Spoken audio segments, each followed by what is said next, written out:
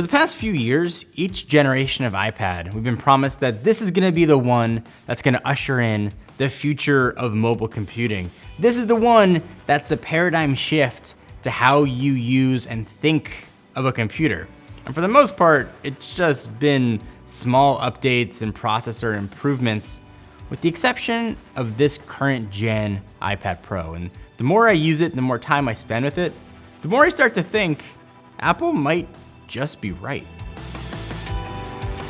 So I think even Android purists would acquiesce a little bit and say that the iPad Pro is the best tablet on the market. And I get that's kind of like being the best player on the Lakers. Maybe nobody cares, but what the iPad is doing is really big in the space. So this generation iPad Pro brought a lot of really new things that I've been using on a daily basis for the past 3 months, and things I really like. It's a new redesign. It's thinner, it feels better, and it looks different, which is nice to have from iPads that pretty much looked identical from almost Gen 1. You might not know it because no notch on the iPad Pro, but Face ID is here. It makes sense on a phone, it makes sense on a tablet. I'm not gonna talk too much about it. You know what it does, and it works really well here. Perhaps the biggest change for Apple that I really honestly didn't see coming was the inclusion of USB-C. Was a really big deal. It opens up the iPad ecosystem to a lot more third-party accessories. It gave the ability to reverse charge. You can charge your phone or another USB-C device from your iPad. It also lets you use a lot of cables you already had, probably from your non-iPhone phones or any other USB-C things you might have. It was a really big deal. The 11 seemed a little small for me, so I went for the comically large 12.9, and I've loved the larger size. If you use the old 12.9, this feels much smaller because the bezels are totally slimmed down. The screen is beautiful, the resolution is great. Anything you can want to do on it looks good, whether it's movies, whether it's TV, games, whatever. The screen is really good. So like historically with iPads, they've gotten like one change that was a big deal. This generation iPad Pro got seemingly everything, and Apple got the iPad to kind of where they've wanted it to be. And despite it having a lot of awesome things in it, it's still far from perfect. So before we continue on with the iPad coverage, hope you guys have been enjoying the videos that have been coming out on the channel. We're having a blast making it, and hopefully you can notice the difference. If you like the videos, be sure to subscribe and hit that little bell so you get notified when new videos are coming your way. And I want to give a huge thank you to this video sponsor, MacPaw. So I think one of the best feelings about getting a new Mac is taking off the plastic, turning it on, and it being crazy fast for the first few weeks or even few months. But if you keep your computers, like I do, for years, just by the nature of what they're doing, they start to slow down. That's where something like Clean My Mac X comes in and sort of brings your computer back to that new phase. And while they can't rewrap your computer in plastic, they can make it as fast as it was on day one. If you're looking to free up hard drive space, this is going to scan your computer for sort of partial or half downloads, and it'll get rid of those for you, generally freeing up, gigs of space. It'll also check for malware, if things have maybe been slowing your computer down, or maybe things are running in the background that you didn't know or don't want running. It'll scan for all of those things. If you care about reclaiming your lost hard drive space or removing malware from your computer, one of the first apps you should check out should be Clean My Mac X. If you want to learn more about it, we'll link to them down below.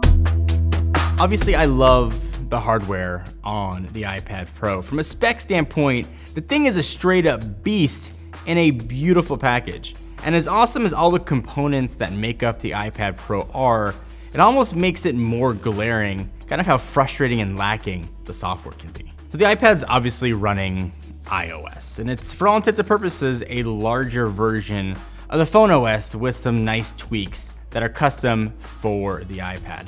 And I think that is where the iPad is really lacking. If Apple's vision is mobile computing is not a phone operating system. I'm not a huge proponent of forking OSs, but I think it's time for Apple to make a dedicated pad OS, where the iPad can really stretch its legs and become what Apple wants it to be.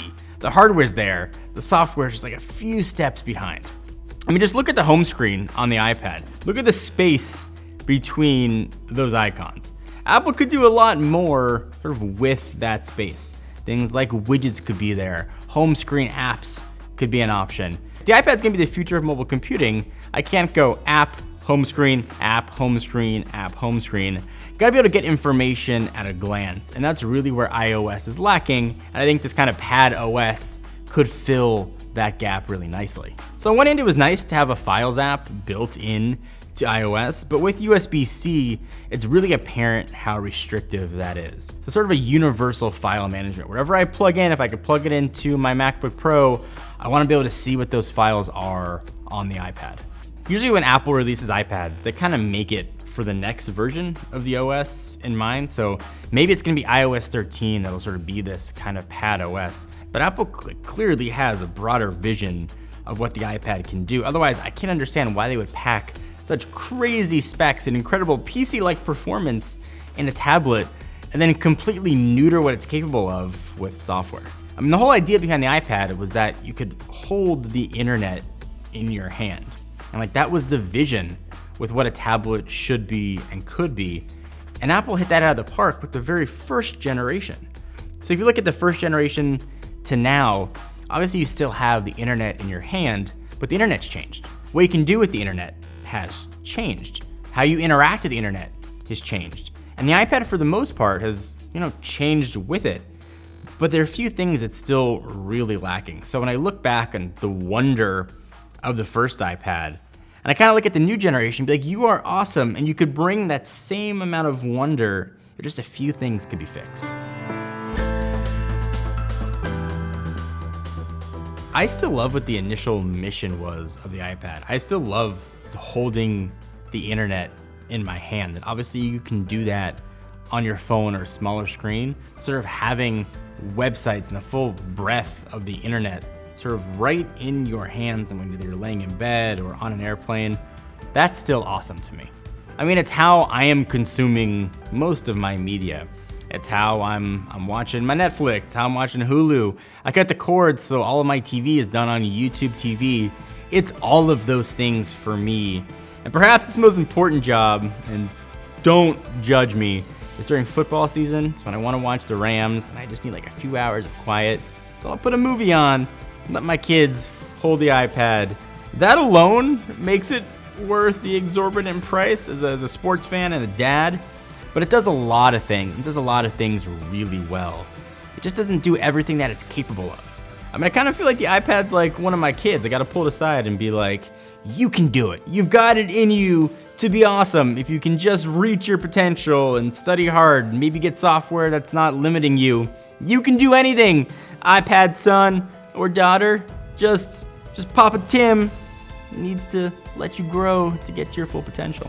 I also really like that the iPad can be different things. I have friends who are music producers, and for them, it's how they do their jobs. I have friends who are artists, and it's how they edit their photos. I think it's cool that the iPad can mean different things to different people as the app ecosystem starts to get better. It's not just an internet device anymore. It's kind of whatever you want it to be device. And I think that's kind of the beauty of what the tablet can be. The biggest reason that I don't use the iPad as a computer is I don't want to adapt what I want to do to the computer. I want the computer to adapt to me. And to use the iPad as my daily computer, I have to change everything that I do to work within the confines of iOS. When I no longer have to do that, when sort of it can do everything that I want without me having to change what I want to do, at that point, the iPad can be and probably will be my only computer. One of the strangest experiences with the iPad is actually when I let my kids use it. When I use it, I think about what I want to do. When they're on it, they just kind of do stuff. When I'm traveling and like FaceTiming with my wife, my kids will grab her iPhone and they instinctively know how to turn the camera around or how to use an emoji. And I never showed them like how to do any of that stuff.